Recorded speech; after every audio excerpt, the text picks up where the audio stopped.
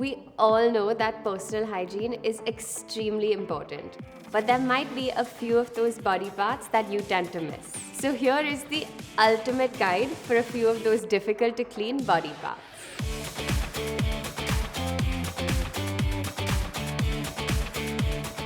Over time, earbuds or Q-tips have become the go-to ear cleaner.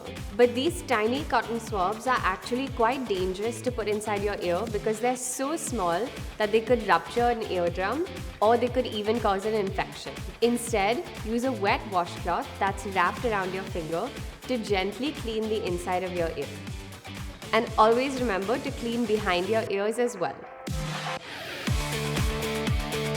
We're sure that you're brushing your teeth properly, but did you know that the taste buds on your tongue can also absorb food and accumulate bacteria and can be a huge cause for bad breath? To make sure that you're cleaning it correctly, use a soft toothbrush or the tongue scraper on the back of a toothbrush to gently scrape away at the surface and clean up any buildup.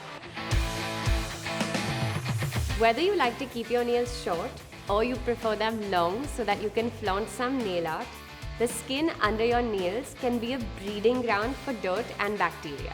The best way to clean them is to use a soft nail brush while in the shower or while washing your hands to wipe away all that gunk in an instant. The belly button is one of the most overlooked parts of the body when it comes to personal hygiene. But did you know that research shows there can be up to 60 types of bacteria hiding out in there? To clean it, use a Q-tip soaked in a little bit of soap and water and gently wipe it over your belly button to get rid of all the dirt. Then you can go over it with a wet washcloth.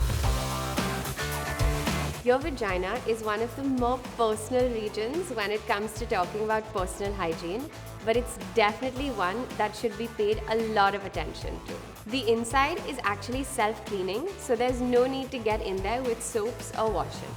But make sure to wash yourself on the outside with a mild, unscented soap, especially when you have your period. It's also really important to wipe from the front to the back after using the toilet, so you always push bacteria away from your vagina and never towards it.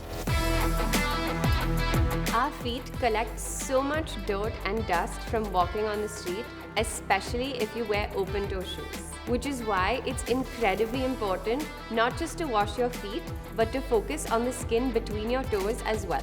If not cleaned properly, these areas might build up bacteria and they might be the reason that your feet don't exactly smell like a bed of roses. Don't forget to dry it thoroughly afterwards as well, because a little bit of excess moisture can cause infections too. So we hope that these personal hygiene tips have you feeling squeaky clean from head to toe. Until next time, stay tuned and stay glamorous.